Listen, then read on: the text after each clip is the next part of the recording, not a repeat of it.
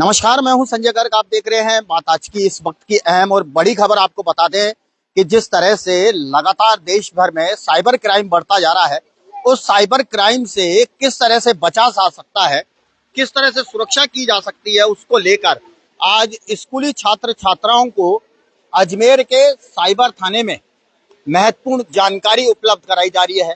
और देख सकते हैं कि जो स्कूल के छात्र छात्राएं हैं वे यहाँ पर पहुंचे हैं और उनको जो साइबर क्राइम के जो थानाधिकारी हैं हनुमान सिंह जी, उनके द्वारा हर तरह की जानकारी आज यहाँ पर उपलब्ध कराई जानी है।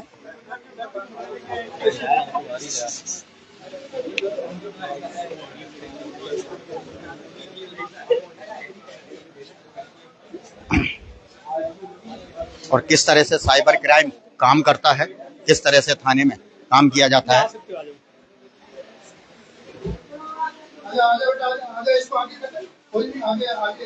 और देख सकते हैं समस्त जानकारी यहाँ उपलब्ध कराई जा रही है।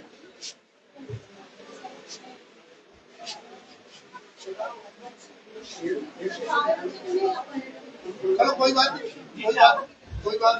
डबल में आ रही कोई बात नहीं। ये फर्स्ट दूसरी स्वागत कर सकते या डीवाईएसपी या इंस्पेक्टर एक आदमी बैठता है, जो भी कोई कंप्लेनेंट या कोई शिकायत करता आता है वो यहाँ आके अपनी व्यथा बताता है कि मेरे साथ इस तरह से ये कोई क्राइम हुआ। ये फर्स्ट ऑफिस है, ये इसको स्वागत कर प्लस जो भी यहाँ सुनने वाला एक आदमी होता है वो 24 घंटे यहाँ अवेलेबल रहता है। वो आपकी जो भी समस्याएं होती है वो यहाँ सुन के आगे सेकंड रूम आएगा हमारा, वहाँ जो पूरा एक क्राइम का जिसमें कांस्टेबल और उनके सहायता कांस्टेबल रहते हैं, वो फिर उसको दर्ज करते हैं। फिर उसके आगे जैसे जो भी सूचना, जैसे कि आपके मोबाइल से हुआ तो मोबाइल के बारे में वो पता करते हैं। जैसे कोई बैंक अकाउंट के संबंध में अगर कोई तो संबंधित बैंक से उस अकाउंट के बारे में जानकारी लेते हैं कि इस अकाउंट से पैसा आया, वो पैसा किस किस अकाउंट में गया, कैसे कैसे गया, क्या आपके साथ तरीका वारदात रही, इसकी सब के बारे में फिर हम यहाँ से उसके विस्तृत आगे अनुसंधान करते हैं। ठीक है, आओ।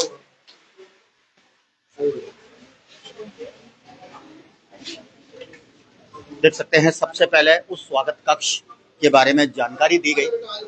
उस स्वागत कक्ष में किस तरह से सबसे पहले ये आप पीड़ित व्यक्ति आता है, पूरा है, कैसे आपको इससे बचना है, क्या आपको सावधानी रखनी है, क्या आपको करना है और क्या आपको नहीं करना। ये इस पोस्टर में सब जगह ये बताया हुआ है कि भाई अपने को क्या सावधानी रखनी है।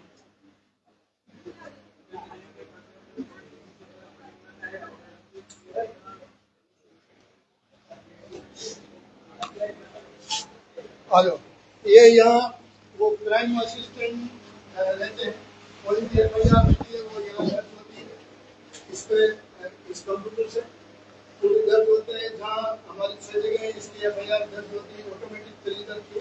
आजकल ई साइन होती है, ई साइन से पूरी इसकी प्रक्रिया होती है। ये पूरा वो क्राइम के लोग जो इसकी इन्वेस्टिगेशन करते हैं वो लोग यहाँ बैठते हैं, वो लोग इसका अनुसंधान करते हैं और आगे तफ्तीश करते हैं। अच्छा। और देखिए एक एक करके साइबर क्राइम थाना किस तरह से आम जनता को राहत देता है, इसके बारे में विस्तृत जानकारी इस वक्त यहाँ दी जा रही है। इस तरह के लोग यहाँ बैठते हैं, ये हमारे प्रोग्रामर हैं। भैया एक मिनट हटना, भैया भैया भैया भैया भैया भैया भैया भैया आगे आ जाओ भैया। हाँ, अच्छे से समझो, आराम से समझो, आगे फ्रेंडली कोई इसमें कोई आप है ना, आपकी शंका का समाधान भी करेंगे, नहीं आप वो भी करेंगे, आपको पूरी इसकी पीपीटी दिखाएंगे। ठीक है, अभी आपको पहले थाने में क्या क्या होता है क्या नहीं होता है इसकी जानकारी दे रहे हैं, कितने लोग क्या कैसे बैठते हैं, कैसे अनुसंधान करते हैं, क्या इनकी नौकरी होती है। तो इसका पूरा ये जो ये है, ये पूरी अनुसंधान टीम है। ये पूरा जो भी कोई केस दर्ज होता है इसके बारे में ये लोग अनुसंधान करते हैं। जो भी जानकारी जिस संबंधित विभाग से लेनी हो, बैंक से लेनी हो और किसी से लेनी हो, ठीक है। आई बोर्ड से हमारी एक जयपुर में सबसे बड़ी संस्था है, उनसे हम अकाउंट और उनके जो फोन कॉल डिटेल है उनके बारे में हम पूरी जानकारी लेते हैं। ये सामने मालखाना है, अभी कुछ काम चल रहा है इसके। यहाँ जो भी जो रिकवरी होती है अपराधियों से, और पैसा हुआ और कुछ हुआ, ठीक है, फौरन में इन्वेस्टिगेशन, तो ये कुछ यहाँ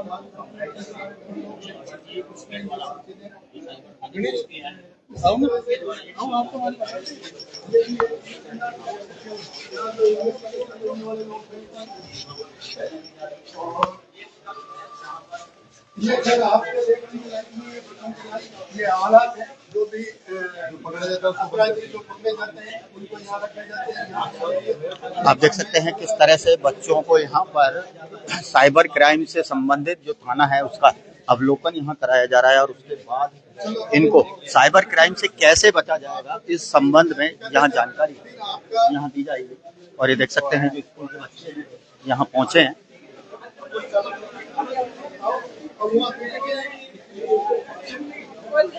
इकट्ठे हो जाओ, इकट्ठे हो जाओ, एक एक लाइन में क्या है कि आप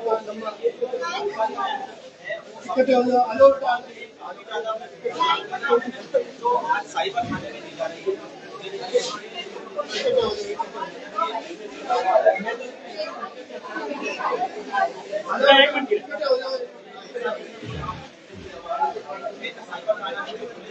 ये साइबर थाने का एक करा रही है, कौन यहाँ बैठता है, कौन यहाँ काम करता है, कौन क्या काम करता है, उसके बारे में ये आपकी जानकारी दी। अब हम आपको एक छोटी सी पीपीटी दिखाएंगे, तो साइबर अपराध किस तरह से होता है, क्या आपको सावधानी रखनी है, क्या मुझे करना है, क्या नहीं करना है, इसके बारे में हम आपको एक 15-20 मिनट की एक पीपीटी दिखाएंगे। फिर आप लोगों की कोई क्वेरी हो कैसा हमारा ये आपसे ऐसे इस तरह से अगर हो जाए तो हम क्या करना चाहिए, इसके बारे में हम आपको पूरी जानकारी देंगे। पीपीटी रूम में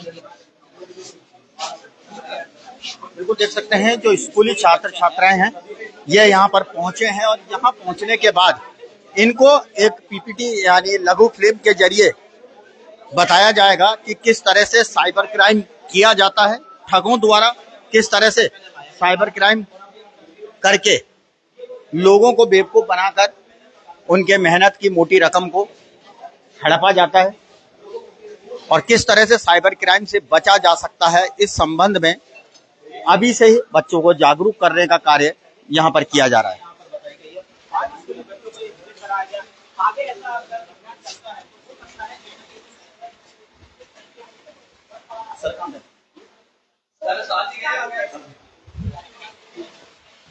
और यहाँ पर देख सकते हैं अब पीपीटी के माध्यम से बच्चों को ये समझाया जा रहा है कि साइबर क्राइम आखिर क्या है, किस तरह से साइबर क्राइम को अंजाम दिया जाता है, और साइबर क्राइम से बचने के क्या क्या तरीके हैं। इस संबंध में स्कूली छात्र छात्राओं को यहाँ पर जानकारी यहाँ दी जा रही है, और साइबर थानाधिकारी हनुमान जी इस वक्त मौजूद हैं साथ में, और उनको लेके जाया जा रहा है। अभी साइबर क्राइम थाना किस तरह से कार्य करता है, जब पीड़ित उनके पास शिकायत लेकर आता है उस दौरान किस तरह से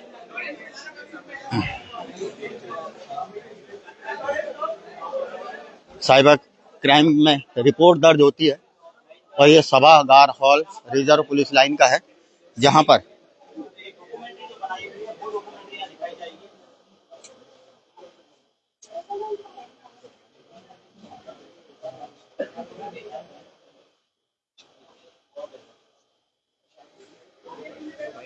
हाँ वाइट ले लो और क्या।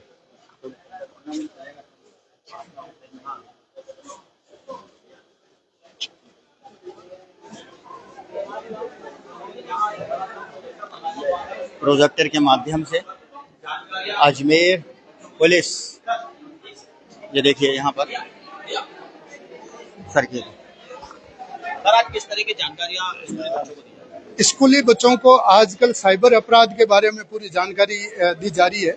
साइबर अपराध से कैसे आपको बचना है, कैसे आपको रोकथाम करनी है। अगर आपके साथ कोई अपराध हो भी गया, आपके परिचित, उनको सबको आपको जानकारी देनी है कि इससे नंबर 1 बचाव कैसे है, इसका क्या करना है। अगर फिर भी आपके साथ कोई अपराध हो गया तो आप 1930 पे शिकायत दर्ज करें, संबंधित थाने में दर्ज करें, अपनी शिकायत दर्ज कराएं। इस तरह की बच्चों को पूरी जानकारी दी जा रही है।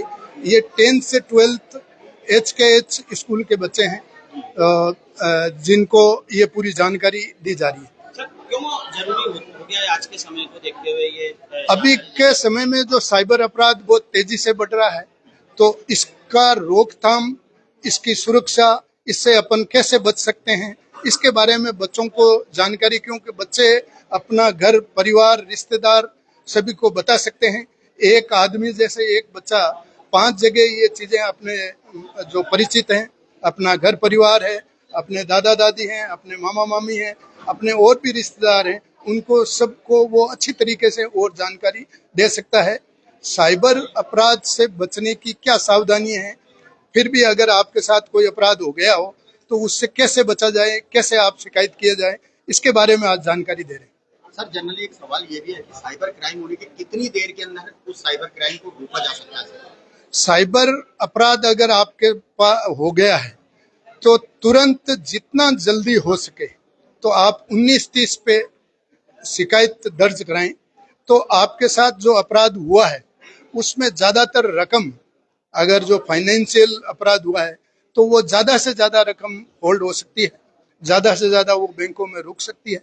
साइबर अपराध का यही है कि आपके साथ अपराध हुआ तो तुरंत आप 1930 पे शिकायत करें। ये ऑनलाइन है और नेशनल साइबर क्राइम पोर्टल है, इस पोर्टल पे आप अपनी शिकायत दर्ज करें।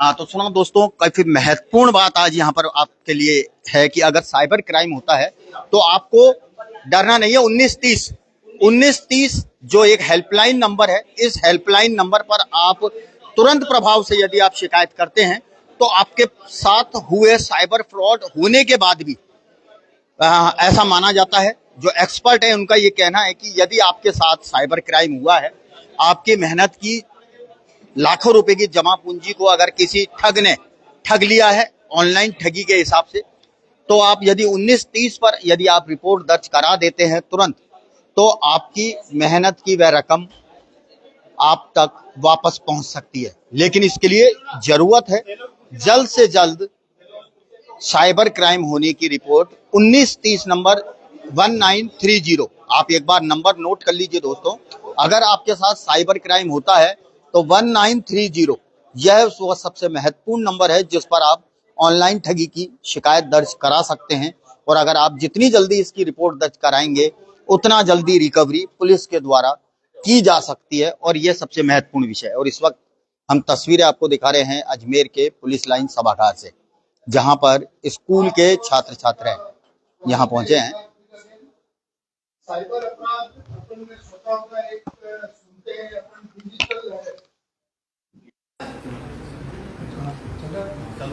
डिजिटल अरेस्ट, व्हाट्सएप कॉल से एक कॉल आता है आपके व्हाट्सएप कॉल पे, सामने कई पुलिस अधिकारी बैठे होते हैं, वो आपको ये कहते हैं कि आपने कोई पार्सल भेजा है या और कोई ऐसी सामग्री भेजी है।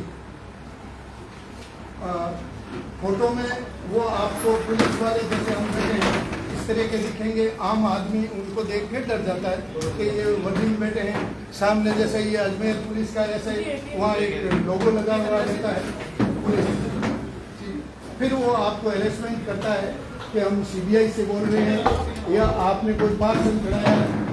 कानून में डिजिटल अरेस्ट जैसी कोई प्रक्रिया नहीं है। पुलिस अफसर वीडियो कॉल करके आपको कॉल करेगा कि भाई आप इतने आपके कोई जैसे पैकेज में कोई हेरोइन आ गई है, तस्कर आ गई, या हम ED CBI या अन्य एजेंसी से बोल रहे हैं। कानून में ऐसी कोई प्रक्रिया नहीं है, न कोई इसका है। तो आप किसी भी अपने जानकार को ये बताएं या इनको ये समझाएं तो इस तरह की कोई प्रक्रिया नहीं है। इस तरह का अगर कोई कॉल कर रहा है तो वो फर्जी है, उनमें आप किसी भी तरह का कोई लेन देन नहीं करना। पूरा इसका अभी हम आपको वीडियो दिखाएंगे तो ये किस तरह का ये आता है। जैसे एक कोई आज का ऑनलाइन का जमाना है, ठीक है, पार्सल अपन ऑनलाइन बुक कराते हैं। कोई कह रहा है साहब आपका पार्सल, अपन जैसे किसी को कॉल किया कि पार्सल आपका लेट आ रहा है, या वो कहेगा कि मैं आपके पार्सल में ड्रग्स है। आपने पार्सल क्या जूते कपड़े या आपकी कोई इस तरह की बुक कराई होगी, अब वो ड्रग्स हो या कुछ भी हो, उसको कहो हमारे से इससे कोई लेना देना नहीं। आपको उनसे डरने की कतई ज़रूरत नहीं है। डर के आपको पैसा ऑनलाइन ट्रांसफ़र नहीं करना। कई बार वो कहता है कि साहब 1 रुपया डाल दो, अपन कहते नहीं क्या बहुत छोटी रकम 1 रुपया अपन दूसरे, आपको एक पैसा नहीं उनसे कोई ऑनलाइन लेन देन का काम करना है। आपका पार्सल नहीं आ रहा है, कोई बात नहीं, वो 4 दिन बाद में आ जाएगा। इस तरह का अगर कोई कॉल आ रहा हो आपके पास, वो निश्चित तौर से फर्जी है, उस पर अपने को कोई कार्रवाई नहीं करनी। दूसरी जैसे डिजिटल एरेस्ट, कोई फोन आया, फोन आते ही अपने को डरना नहीं है, उस फोन को पहले सुनो अगला क्या कह रहा है, सुन लिया उसको, फिर उसके बारे में सोचो कि अपना कोई लेना देना नहीं, न अपना ईडी से लेना देना, न अपना सीबीआई से लेना देना, न अपना कोई पुलिस से लेना देना। सोचो, पहले सुनो फिर सोचो, उसके बाद में आपको कार्रवाई करनी है। कार्रवाई जैसे कार्रवाई करने का मतलब वो फर्जी कॉल है, आपको उस पर कोई ध्यान नहीं देना है, कोई कार्रवाई नहीं करनी है। होगा तो उनको कहना है कि भाई आपको यहाँ आ जाओ, आपको कोई इन्वेस्टिगेशन करनी है तो आप हमारे यहाँ आ जाओ, हम आपको अनुसंधान में पूरा सहयोग करेंगे। आजकल जैसे ये IPL चल रहा है, अभी गेमिंग है, ठीक है, पैसा हर आदमी ये चाहता है कि साहब मैं घर बैठे बैठे मैं करोड़पति बन जाऊँ, ठीक है, कोई आपको पैसा देने वाला नहीं है। तो इसलिए कृपया मेहरबानी करके इस गेमिंग ऐप से भी सावधान रहें, इनमें अपने पैसे नहीं लगाएं, ठीक है। इसमें आप जीते ज़्यादा उसमें फ्रॉड होते हैं, गेमिंग वाले खुद भी कहते हैं। आप लास्ट लाइन देखना, इसमें कोई फ्रॉड हो सकता है, ये आपकी खुद की स्वयं की जिम्मेदारी है। कोई भी एजेंसी का ये फाइनेंस और जो बैंकिंग, कोई भी बैंक का आपका जैसे फोन बंद हो गया, कोई कह रहा है साहब 3G 4G 5G ये मैं कर दूँगा, ठीक है, कोई भी बैंक वाला या कोई भी ऐसी कोई एजेंसी आपको कोई आपको फोन करके ये नहीं कहता है कि हम 4G 5G 6G ये कर देंगे। आपने को अगर फोन बंद हो गया तो आप संबंधित कंपनी के वहाँ जाके अपना वो काम करके फोन को जैसे रिचार्ज करना है या वो कोई कराना है या सिम तो वापस उनसे करना है। आपको ऑनलाइन जो ये फोन कर रहा है उसके कोई रिप्लाई नहीं करनी है। अगर कोई रिप्लाई करोगे या OTP आ गई कोई, आप उसको OTP सही कर दोगे तो आपका खाता जिस मोबाइल से जुड़ा हुआ है ऑटोमेटिक पैसा निकल जाएगा।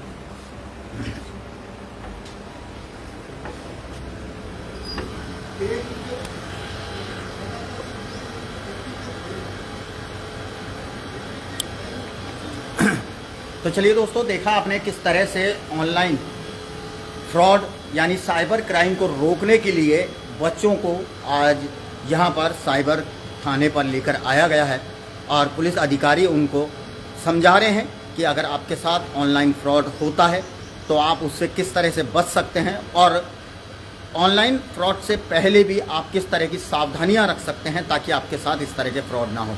बच्चों को फिलहाल ये जानकारी दी जा रही है। बड़ों के लिए भी काफ़ी महत्वपूर्ण बात है दोस्तों कि अगर आपके साथ साइबर क्राइम के इन दिनों लगातार मामले बढ़ते जा रहे हैं तो ऐसे में यदि आपके साथ साइबर क्राइम होता है तो एक नंबर आप नोट कर लीजिए 1930 सबसे महत्वपूर्ण नंबर है। सबसे पहले आप इस ऑनलाइन रिपोर्ट को दर्ज कराएं ताकि पुलिस इस पर त्वरित रूप से कार्रवाई करे और आपके साथ हुए फ्रॉड को रोक पाने में पुलिस कामयाबी हासिल कर पाए। चलिए दोस्तों, फिलहाल बात आज की में अभी के लिए बस इतना ही, लेकिन देश दुनिया की तमाम ऐसी बड़ी खबरों के लिए आप देखते रहें बात आज की। नमस्कार।